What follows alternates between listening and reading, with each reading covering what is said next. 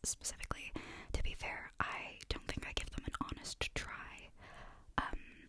I think the wording, just because it's not, modern writing, I find it a bit hard to kind of, if you hear that walking, that's my doggy, my little doggy. Yeah, but I find it kind of hard to, I want to say parse my way through, but I don't know if that's right. I also, just because I learned English through reading, which means I know a lot of words without actually knowing a lot of words. So another goal I have, maybe for this year, I'm not sure yet, is to read the entire dictionary, and hopefully some of those definitions will stay in my mind and I will learn how to use words correctly. But yeah, so here we have Mary Shelley's Frankenstein. I do not know if this is the version that was edited by her, like this is the version that she worked on with Percy Shelley, because I know that there's, he edited or he added something to one of the editions of Frankenstein, and I've heard people complain that his language is a bit flowery.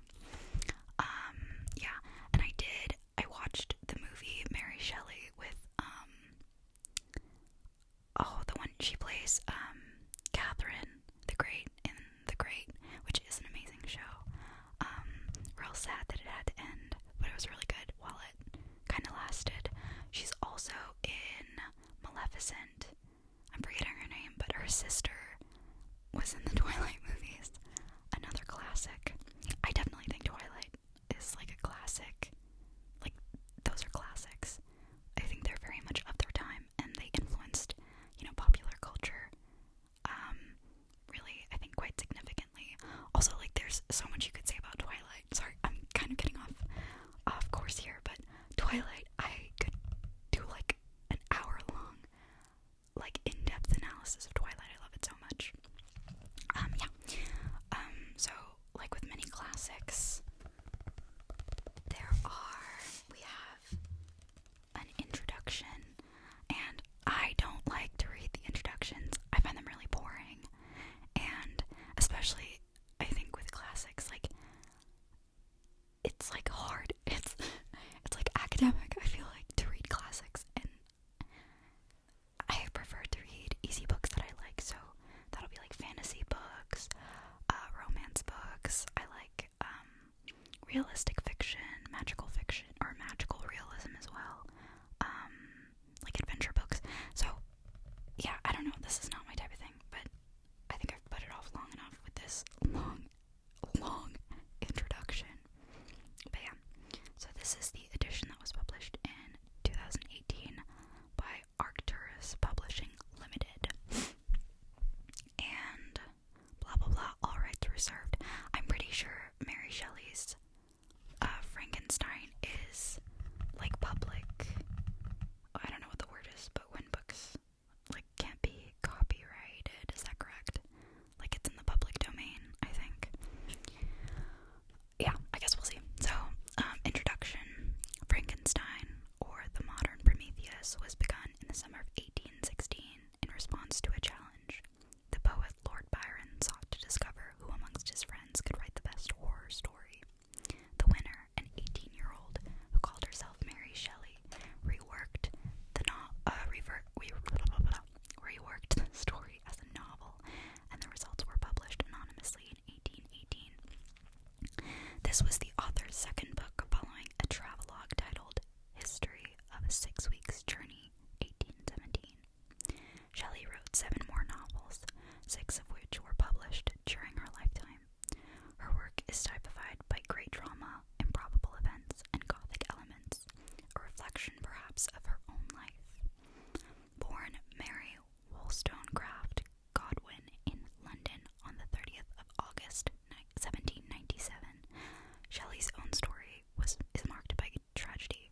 Her mother, Mary Wollstonecraft, author of the early feminist classic A Vindication of the Rights of Women,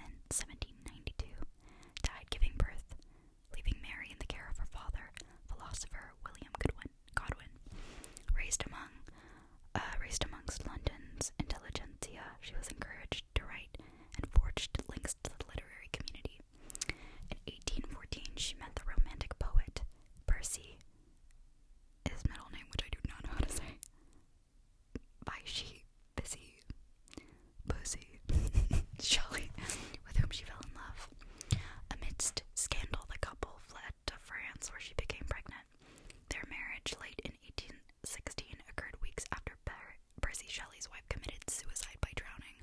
Oh my god. I think they covered this in that movie. I think it's called, like, Mary Shelley. Is it called Mary Shelley? I don't know. It's called something. It's good. I liked it. The guy who plays Percy was really handsome. Handsome guy. Yeah. Okay, so, committed suicide by drowning. In 1822, the poet himself drowned while sailing off the coast of Italy. Mary Shelley devoted much of the remainder of her life to the portion of his verse, and raising it their sole surviving child. She died on the 1st of February, 1851.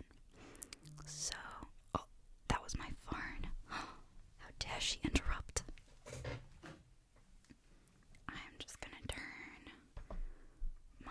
oh my god, so many notifications. I'm literally so popular. Oh my god, okay, yesterday. Now, I don't have a gambling problem, I swear to god, but I keep downloading this, like, gambling app. Maybe this is triggering for some people, but I keep downloading this gambling app, and I just keep betting money. I don't know if that is a gambling problem, but, like, I lose so much money. I keep thinking, like, this is the one. This, like, someone has to win. Someone has to win. It's like the logic that makes me anxious is applicable to, like, winning the lottery. Because I'm always like, you know, when you're a person who has, like, anxiety, or, like, I have social anxiety, so if I go out and I'm like, oh my god, people think I'm so terrible and ugly, whatever, and, like, you know, your therapist will be like, well, why would someone think that, you know, does it matter if they think that?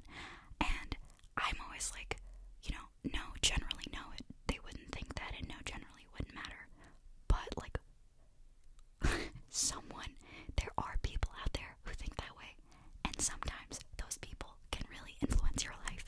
So, like, on the off chance that I am the person who will be influenced by this person's opinion, and on the off chance that they're the kind of person who would form this, you know, like, that sort of, like, it's almost magical thinking, I want to say. I'm like, well, it has to happen to someone. Bad things have to happen to someone. Why not me? I kind of have the same, like, thinking when it comes to the lottery. I'm like, well, someone has to win. Might as well be me. Like, it could be me. I don't know. It's, delusional for sure. Okay, sorry. So, that was off. We haven't even read the first page. Y'all, this is gonna take forever. Okay, so we're gonna start. Letter 1 to Mrs. Seville, England. Should I do a British accent? Am I British? Letter 1 to Mrs. Seville, England, St. Petersburg, December the 11th, 17. You will rejoice to hear that no disaster has accompanied the commencement of an enterprise which you've regarded with such evil forebodings. I arrived here yesterday, and my first task is to assure my dear sister of my welfare, and increasing confidence in the success of my undertaking. I am already far north of London, and as I walk in the streets of Petersburg, I feel a cold northern breeze play upon my cheeks, which braces my nerves and fills me with delight. Do you understand this feeling? This breeze, which has travelled from the regions towards which I am advancing, gives me a foretaste of those icy climes. Inspirited by this wind of promise, my daydreams become more fervent and vivid. I try in vain to be persuaded that the pole is the seat of frost and desolation. It ever presents itself to my imagination as the region of beauty and light. There, Margaret, the sun is forever visible, its broad disk just skirting the horizon and diffusing a perpetual splendour. For with your leave, my sister, I will put some trust in preceding navigators. There, snow and frost are banished, sailing over a calm sea. Maybe I should try and do, like, a bit more of a casual British accent, might be easier. Sailing over a calm sea,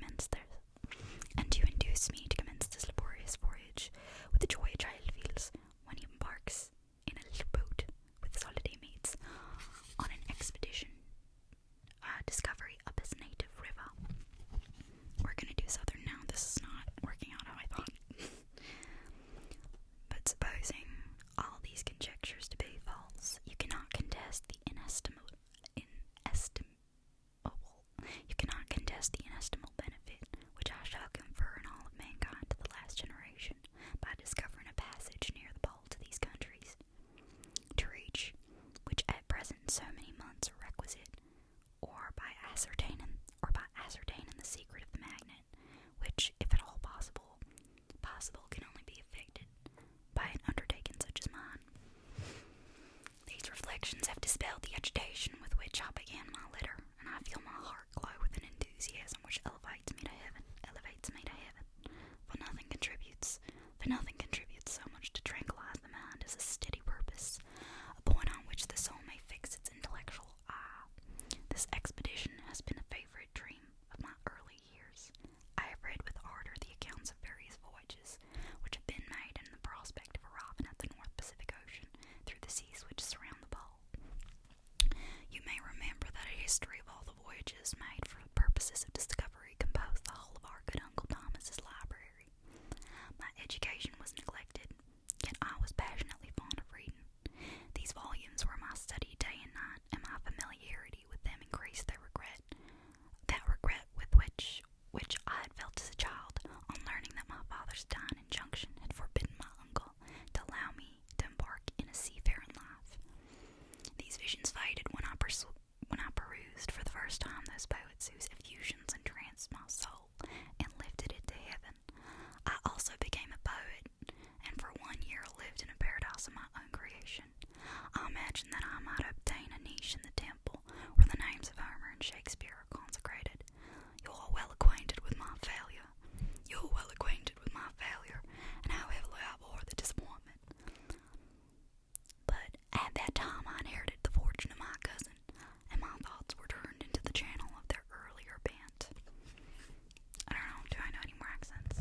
Maybe 6 years have passed since I resolved on my present undertaking. I can even now remember the hour from which I dedicated myself to this great enterprise. I commenced by inuring my body to hardship. I accompanied the whale fishers on several expeditions to the North Sea. I voluntarily endured cold, famine, thirst, and want of sleep.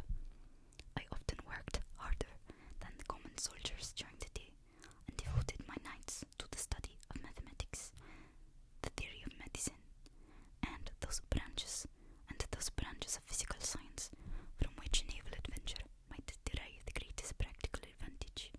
I was trying to do Russian, and I don't know what that became. Sorry, y'all. Twice I actually hired myself an undermaid in a Greenland whaler, and acquitted myself to admiration. I must own I felt a little proud when my captain offered me the second dignity in the vessel and entreated me to remain with the greatest earnestness. So valuable did he consider my services. Slay. And now, dear Margaret, do I not deserve to accomplish some great purpose? My life might have been passed in ease and luxury, but I preferred glory to every enticement that wealth placed in my path. Oh, that some encouraging voice would answer in the affirmative. My courage and my resolution is firm, but my hopes fluctuate and my spirits are often depressed. Relatable. I'm about to proceed on a long and difficult voyage, emergencies of which will demand all of my fortitude. I am required not only to raise the spirits of others, but sometimes to sustain my own when theirs are failing. This is the most favorable period of traveling in Russia. They fly quickly over the snow in the sledges. The motion is pleasant, and, in my opinion, far more agreeable than that of the English stagecoach.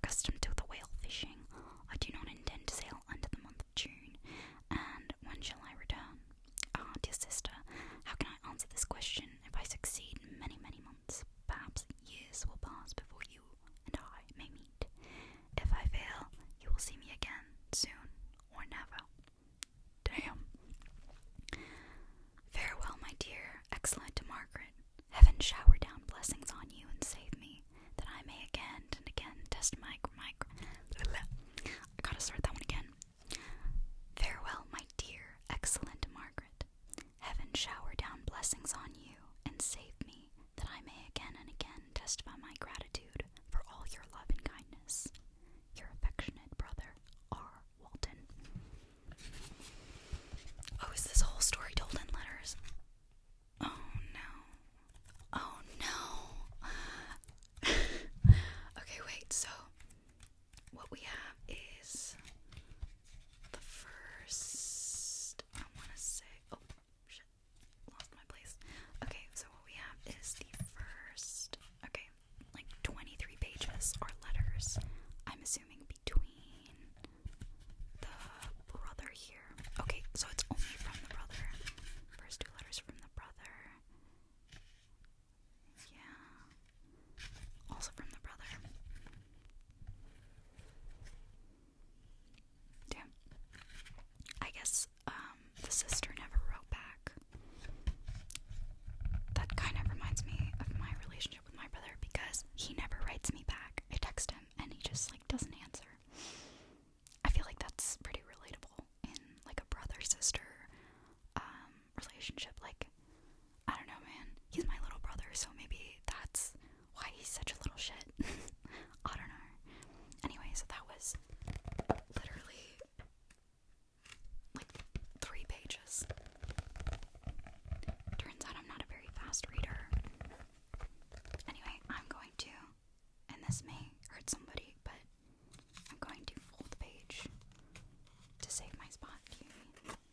Folding the page to save my spot. And I think that is enough reading for me today. We did good, guys. Congratulations. Anyway. Oh my god, that was so loud. Sorry.